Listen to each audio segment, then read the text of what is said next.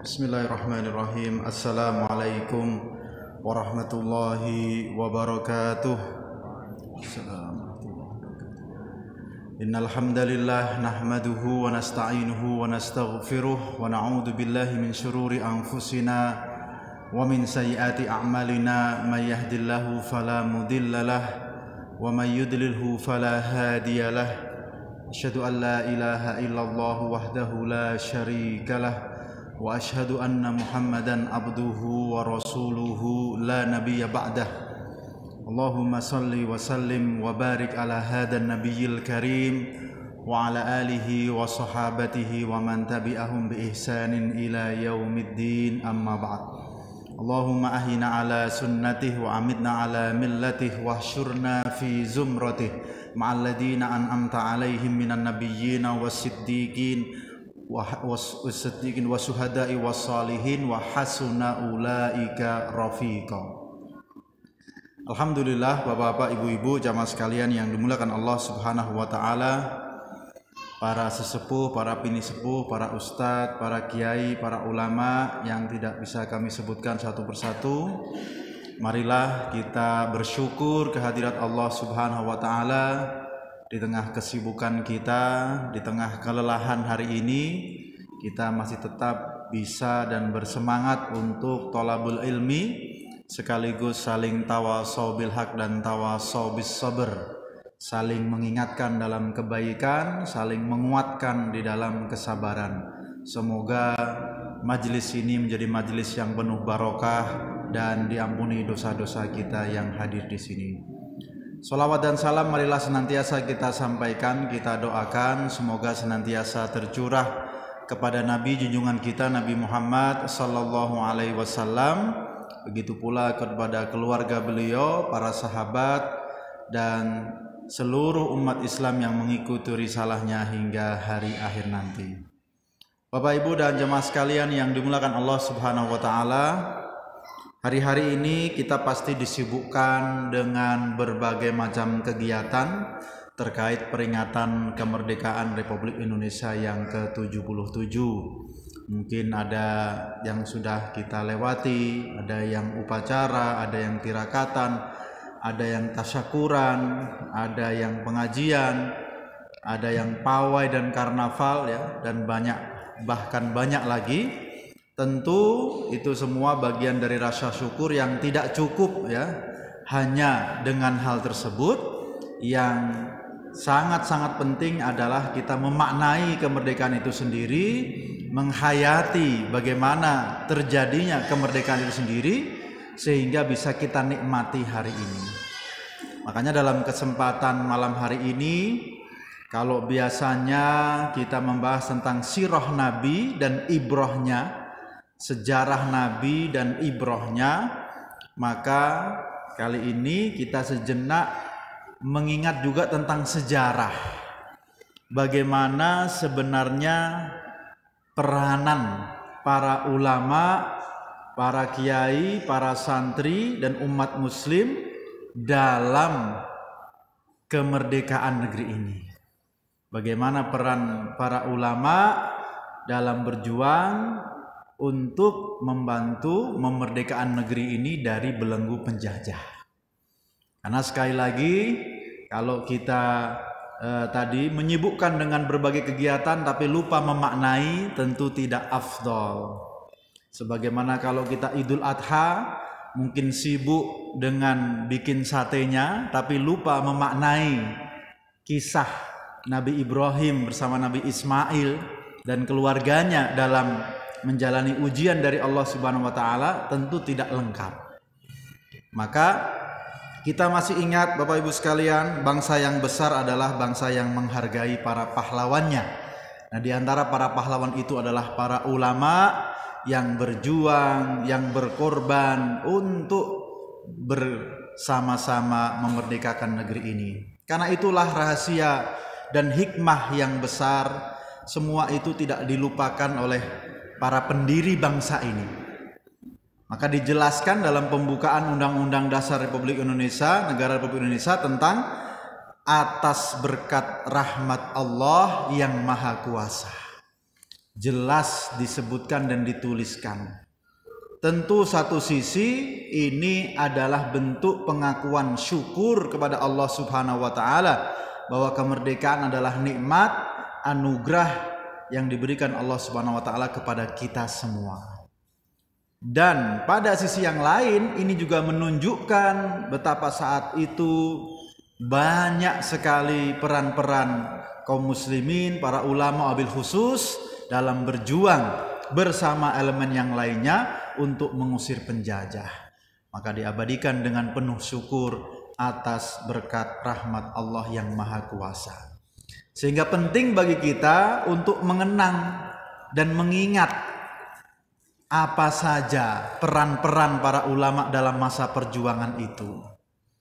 Sehingga kemudian kita tidak melupakan sejarah itu. Karena biasanya ya kita kalau melihat sejarah begitu banyak tercatat dalam tinta sejarah perjuangan para ulama dan juga para sultan kerajaan-kerajaan Islam dalam mengusir penjajah dari zaman penjajahan Portugis. Ya, ada kisah Sunda Kelapa, ya, Jayakarta, ada Fatahillah di sana. Belum juga ada Sultan Hasanuddin, ada Pangeran Antasari dan banyak sekali. Begitu pula ketika pada zaman-zaman modern, ya zaman-zaman mulai era mengusir penjajah Belanda. VOC dulu ya Pak. Nah, jadi sudah sebenarnya banyak. Tetapi bisa jadi sebagian dari kita, apalagi generasi muda, mungkin mulai melupakan hal tersebut. Lupa bahwa sesungguhnya para ulama dahulu bersemangat dalam membela negeri ini, berjihad mengusir penjajah. Cinta tanah airnya itu tidak diragukan lagi. Maka sangat disayangkan kalau hari ini kemudian ada yang membedakan antara hal itu. Pokoknya kalau Islami tidak nasionalis, kalau nasionalis tidak Islami. Ini kan bid'ah itu ya. Jadi sesuatu yang aneh. Padahal para ulama dulu sudah membela negeri ini dengan luar biasa untuk membebaskan dari penjajahan. Mereka dengan semangat keislaman mencintai negeri ini. Nah, itu yang perlu kita kuatkan. Jangan sampai membeda-bedakan dan mengkotak-kotakkan hal itu. Bahwa yang Islami justru yang juga mencintai dan siap untuk membela negeri ini. Nah, Bapak Ibu dan jamaah sekalian yang dimuliakan Allah Subhanahu wa taala, apa saja yang dimainkan dan dijalankan para ulama pada waktu itu dalam membantu mewujudkan kemerdekaan negeri ini, dan tidak hanya turut mengangkat senjata mengusir penjajah, tetapi juga ada amal-amal dan peran-peran yang begitu banyak. Yang pertama adalah ulama itu yang mulai membangkitkan kesadaran rakyat bahwa penjajahan adalah kezoliman yang harus dilawan. Penjajahan adalah bentuk kemungkaran yang harus diubah, tidak boleh berdiam diri. Tidak boleh pasrah ya. Nerimo ing pandum ya, padahal dalam konteks penjajahan tidak boleh. Dan ini diakui bahkan oleh musuh sekalipun. Jadi ada Thomas Stamford Raffles, seorang letnan gubernur Hindia Belanda, itu mengakui peran ulama. Di situ mengatakan ulama itu begitu dihormati, maka tidak sulit bagi mereka untuk menghasut rakyat agar memberontak. Dan mereka menjadi alat yang paling berbahaya di tangan penguasa pribumi yang menentang kepentingan pemerintahan kolonial. Tentu ini versi penjajah Belanda. Versi mereka, ulama itu yang paling berbahaya karena bisa menghasut karena dihormati. Maka di sini jelas ya, pada saat itu sudah ada peran ulama dalam mengingatkan rakyat tentang penjajahan adalah satu kezaliman yang harus dilawan, yang ketidakadilan sekaligus kemungkaran yang harus diubah. Kenapa ini penting Bapak Ibu sekalian? Karena para penjajah itu kan kalau datang ke satu negeri itu pasti kan punya iming-iming, Pak. Ya. Pasti punya negosiasi, bargaining dan tawaran-tawaran. Misalnya dulu Jepang datang ya pakai istilah saudara tua gitu. Ya, kemudian penjajah pasti pengennya berdagang, membagi kemakmuran itu.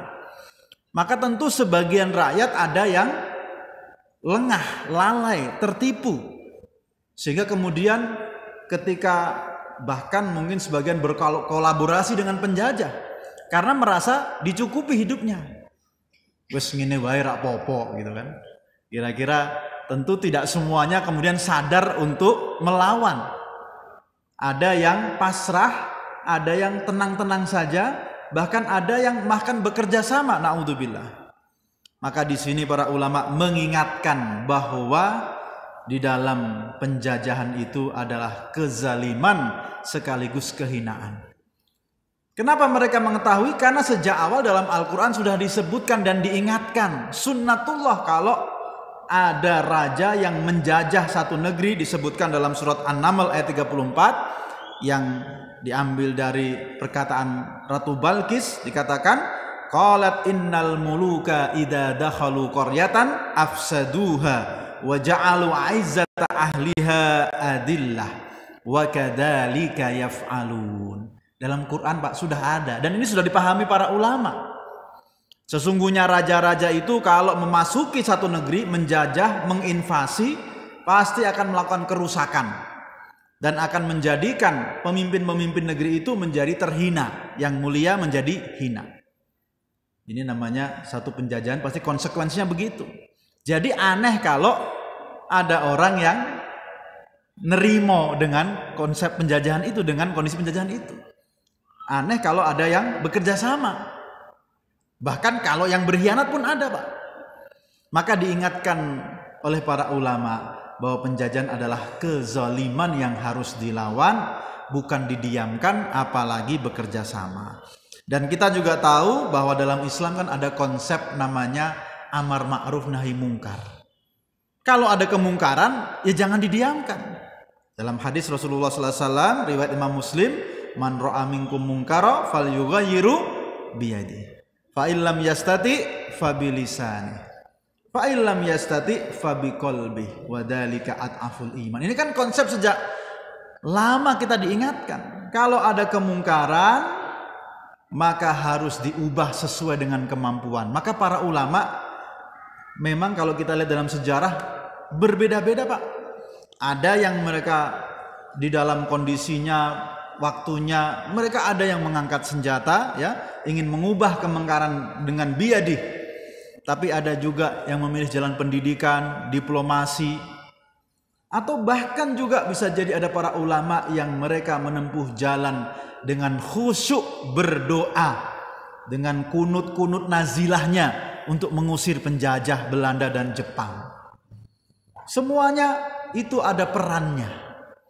Jadi mungkin yang lebih kita kenal kan biasanya para ulama-ulama yang turut mengangkat senjata, ya, mengusir penjajah. Tapi di luar itu saya yakin banyak sekali para ulama yang mereka mengubah kemungkaran itu dengan lisan, dengan terus mendidik dan berdakwah. Dan ada juga yang bertadarru', bermunajat kepada Allah Subhanahu wa taala untuk kemudian menjadi kekuatan, sekaligus kemudian Allah Subhanahu wa taala mudahkan kemenangan bagi negeri ini. Jadi jelas para ulama yang mengingatkan kesadaran bahwa penjajahan itu jangan dibiarkan, harus dilawan, bahwa itu adalah kezaliman. Dan ini Bapak Ibu sekalian bukan hanya sekedar teori, prakteknya pun demikian. Jadi Bapak Ibu masih ingat pada masa revolusi kemerdekaan, kita tahu ketika itu kan Indonesia sudah merdeka dan Belanda gagal move on, ya, mau balik lagi menjajah negeri ini. Nah, ketika masa-masa revolusi itu Belanda ingin mengambil hati kaum muslimin. Ketika itu kan masa-masa kita tahu ada agresi militer Belanda 1, 2, ya. Saat itu ada 3 mata uang Jepang ada, mata uang Belanda ada, mata uang rupiah juga ada. Terjadi perebutan, menarik perhatian rakyat. Nah, Belanda ketika itu membuat program haji murah.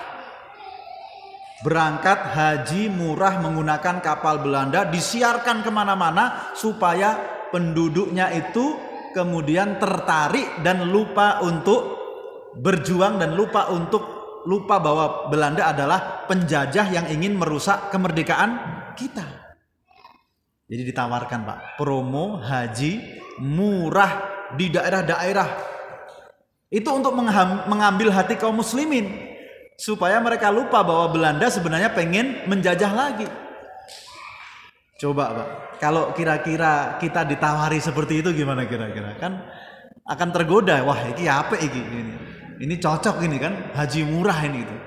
Maka ketika itu Kiai Haji Hasyim Asy'ari menentang dan mengeluarkan fatwa bahwa pergi haji dalam masa revolusi menggunakan kapal Belanda hukumnya haram. Diboikot oleh Kiai Haji Hasyim Asy'ari. Karena itu masa-masa revolusi, masa-masa Belanda ingin eksis kembali negeri kita, maka dibujuk, dibuat program haji. Bayangkan kalau tidak ada ya fatwa yang mengingatkan hal itu, pasti banyak yang tertarik, Pak, namanya juga haji, Pak, ya. Murah lagi itu. Jadi sejak dulu ulama telah memainkan peran mengingatkan tentang penjajahan adalah kezaliman yang harus dilawan, tidak boleh dibiarkan apalagi dibantu. Maka pergi haji yang wajib saja ketika itu dikatakan kalau menggunakan kapal Belanda, fasilitas Belanda itu haram karena berarti mengakui pemerintahannya itu pemerintahan Belanda. Padahal kan sudah pemerintahan Indonesia ketika itu. Ketika itu sudah pemerintahan Indonesia walaupun masih awal-awal, Pak. Maka ini menunjukkan betapa peran yang luar biasa saat itu mengokohkan kemerdekaan negara Republik Indonesia. Kemudian Bapak Ibu sekalian, ada juga peran yang lain para ulama itu membangkitkan kesadaran cinta tanah air sekaligus persatuan Indonesia. Negara yang besar ini, Pak, ya. Kenapa? Karena kalau kita ketika itu tidak berhati-hati, dan itu kejadian ya dalam masa negara serikat ya, negara Indonesia bisa pecah menjadi berbagai macam negara serikat. Ada negara Pasundan ya kan, negara Sumatera dan seterusnya. Nah, sejak awal para ulama sudah mengingatkan pentingnya cinta tanah air dan persatuan. Jadi disebutkan dalam sejarah sebelum negeri ini merdeka, sebelum masa-masa Sumpah Pemuda, masih di tahun-tahun awal, tahun 1918, tahun 1924, berarti kan sebelum Sumpah Pemuda, Pak ya, belum Sumpah Pemuda. Nah, ketika itu para pemuda itu mulai membuat organisasi untuk bersatu melawan penjajah, tapi temanya masih kedaerahan. Zong Sumatera, Jong Java, Jong Celebes, ya, Jong Ambon. Dan Bapak Ibu jamaah sekalian yang dimuliakan Allah Subhanahu wa taala, ketika semuanya masih seneng-senengnya, rame-ramenya menggunakan organisasi kedaerahan, ternyata ketika itu para pemuda dari pesantren ya, kemudian juga Kiai Haji Ahmad Dahlan membuat dua organisasi besar yang tidak menggunakan kata daerah tapi menggunakan kata al-waton. Al-waton itu artinya apa? Tanah air. Dan pada zaman itu masih sedikit, Pak, yang membahas soal tanah air ya. Masih sedikit. Maka Kiai Haji Ahmad Dahlan membuat ya namanya organisasi pemuda tahun 1918 namanya Hizbul Waton. Pemuda kelompok tanah air. Dari kalangan NU, Nahdliyin, itu para pemuda pesantren menggunakan organisasi dengan nama Subbanul Waton, para pemuda tanah air. Beda, Pak, kira-kira? Beda, Pak ya. Yang lainnya masih tadi pemuda Sumatera, pemuda Jawa, pemuda Sulawesi. Ternyata ulama-ulama kita langsung ketika itu menggunakan Subbanul Waton, pemuda tanah air. Hisbul Waton. Al-Waton, tanah air. Jadi itu jauh sebelum Sumpah Pemuda, Pak. Maka inilah yang kemudian menjadi cikal bakal ya persatuan kita. Kenapa ini menjadi hal yang para ulama sangat-sangat perhatian? Karena bagi umat Islam yang nama cinta tanah air itu sudah satu fitrah. Fitrah manusia itu mencintai tanah airnya, tumpah darahnya. Buktinya Bapak Ibu kalau pas Lebaran nggak bisa mudik juga mumet ya Pak ya. Oh nggak bisa pulang kampung, itu kan fitrah kita cinta pada tempat kelahiran kita. Jangankan kita, Rasulullah Sallallahu Alaihi Wasallam ya, beliau mengatakan dalam doanya, Allahumma habib ilainal Madinah kahubbina Makkah au asyad. Ya Allah, tanamkanlah cinta kami kepada Madinah sebagaimana cinta kami kepada Mekah, bahkan lebih lagi. Itu pada awal-awal hijrah.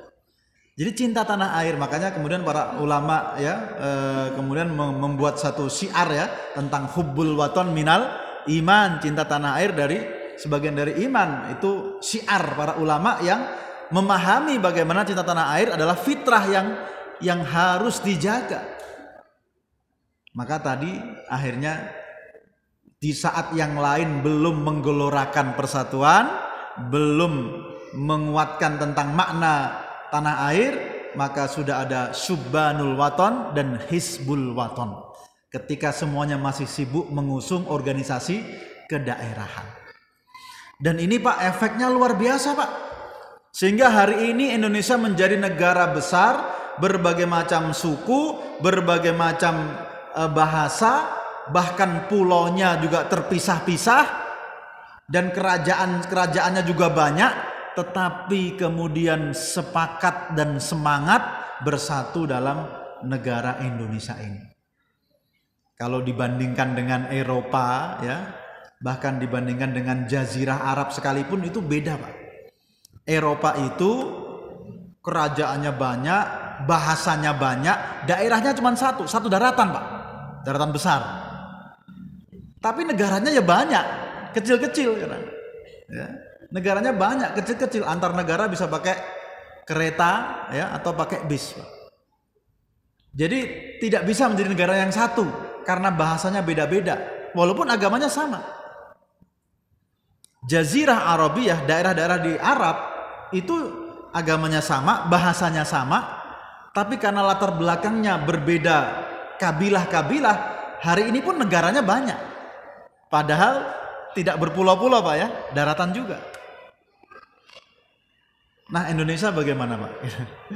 Indonesia sudah pulaunya banyak, bahasanya banyak, sukunya banyak, dulu kerajaannya banyak. Maka kira-kira kok bisa ya tetap utuh jadi satu negara? Ini kan luar biasa. Karena sejak awal para ulama sudah mendakwahkan tentang persatuan, tentang cinta tanah air. Nah ini peran yang sangat besar. Bukankah dulu Belanda juga pengennya kan membagi-bagi Pak, pengennya tadi negara Sumatera, negara Kalimantan, Indonesia Timur ya kan, Pasundan, pengennya begitu. Tapi kemudian kita ingat siapa yang kemudian Perdana Menteri Nasir ya Pak, Mosi M. Natsir yang mengembalikan negara ini dalam bentuk NKRI demi persatuan tadi itu. Jadi itu peran ulama dalam mempersatukan negeri ini dan menggelorakan semangat tanah air atau dalam mendakwahkan semangat cinta tanah air. Kemudian yang berikutnya, peran yang berikutnya adalah ulama membangkitkan kesadaran dalam berjihad sekaligus memimpin perlawanan. Nah kalau ini sudah banyak tadi ya, kalau kita lihat dalam sejarah kita banyak sekali, dan kewajiban membela negara, negeri, tanah air itu adalah satu hal yang sejak awal dipahami oleh para ulama, bagian dari bisa mendapatkan kemuliaan. Bagaimana tidak Bapak Ibu sekalian yang dimuliakan Allah Subhanahu wa taala, dalam hadis riwayat At-Tirmizi misalnya, dikatakan man qutila duna malihi fahuwa syahid. Man qutila duna dinihi fahuwa syahid. Wa man qutila duna ahlihi fahuwa syahid. Siapa yang terbunuh karena membela hartanya, ya, ada membela agamanya, membela keluarganya, itu mendapat kemuliaan syahid. Bagaimana dengan terbunuh dalam mengusir penjajah? Maka para ulama itu sebagian besar mereka juga benar-benar mengangkat senjata, turun langsung melawan penjajahan itu. Dan banyak sudah membuktikan hal itu. Kalau kita bicara mungkin hampir di semua daerah pasti ada perlawanan-perlawanan yang digalakkan oleh para ulama. Salah satunya yang paling besar tentu ada namanya Perang Aceh, Pak.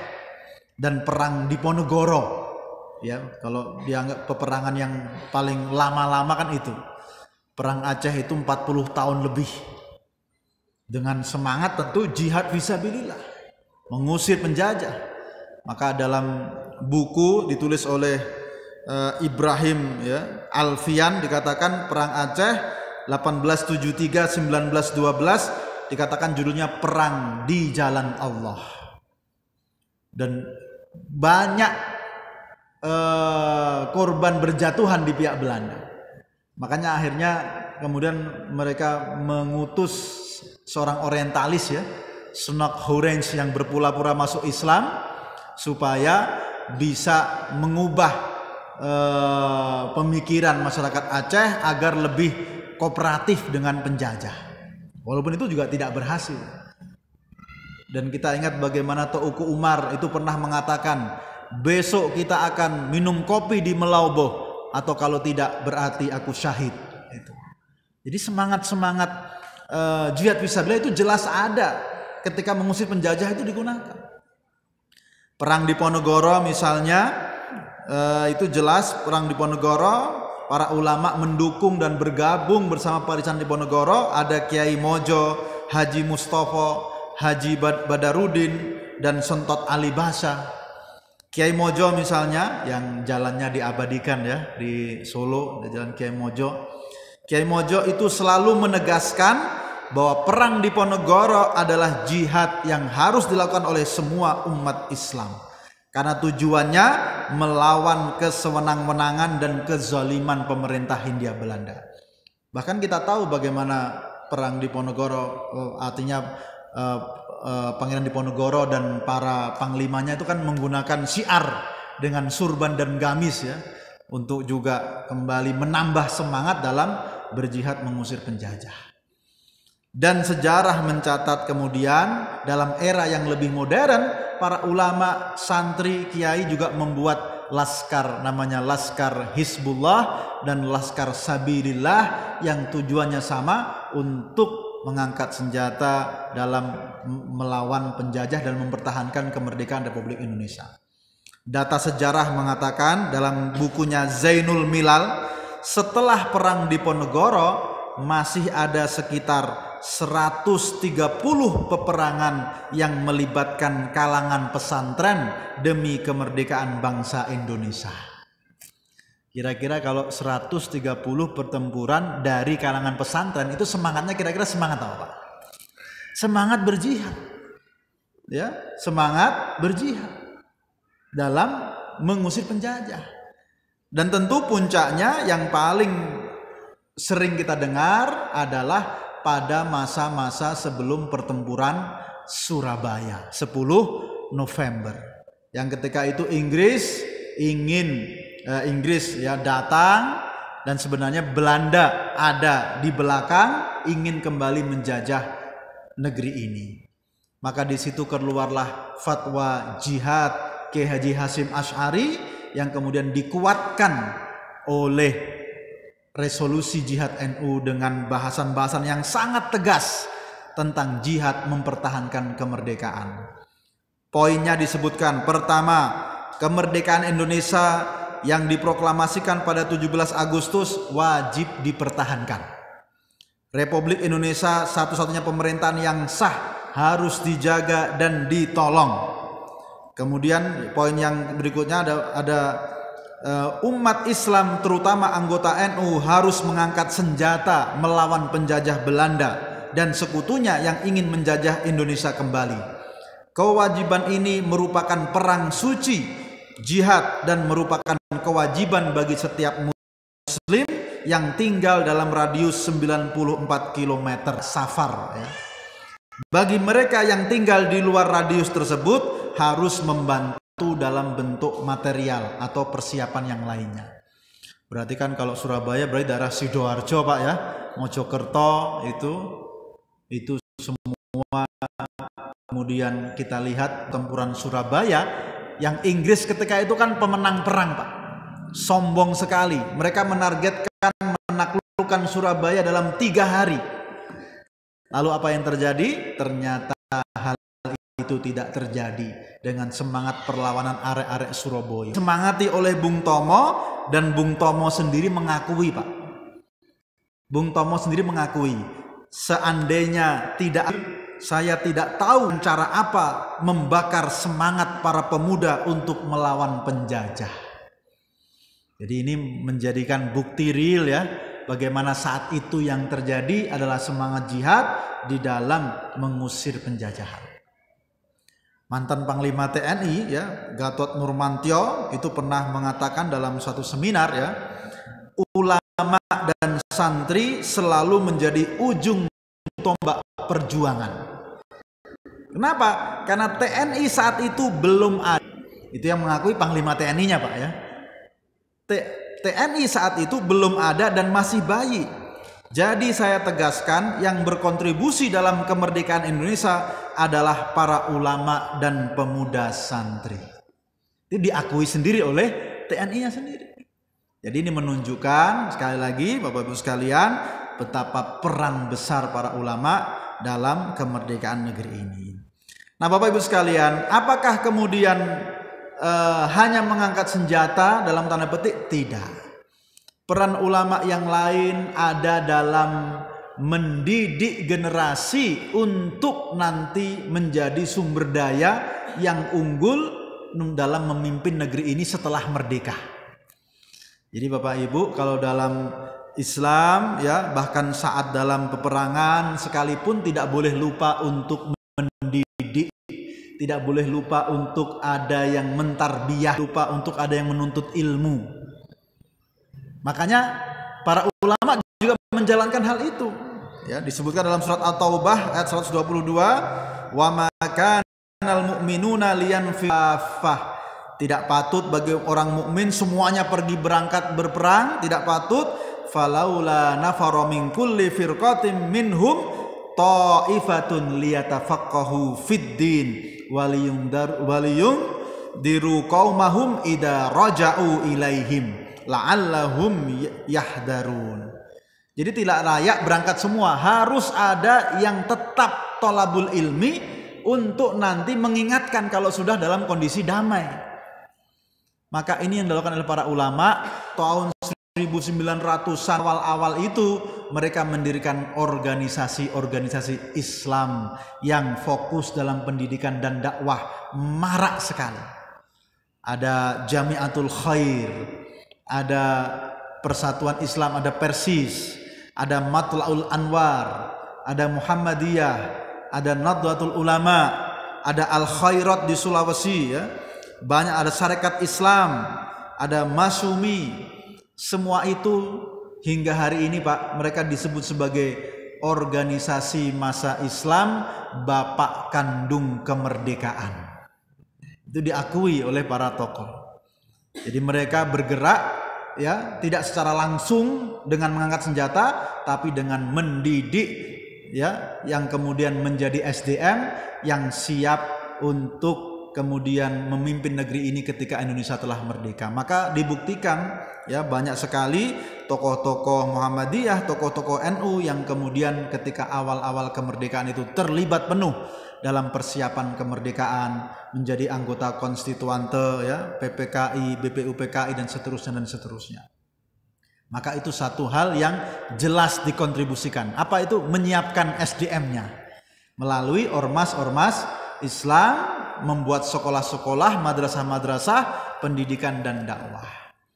Kemudian tidak lupa juga bahwa para ulama juga berperan, benar-benar berperan penting dalam banyak persiapan teknis di dalam proklamasi juga disebutkan ya. Ada yang terlibat dalam menulis lagu Indonesia Raya ya. Ada yang pengibaran bendera Indonesia. Ada yang menyiapkan tempatnya, ada yang juga turut dalam menyiapkan logo ya Garuda Pancasila.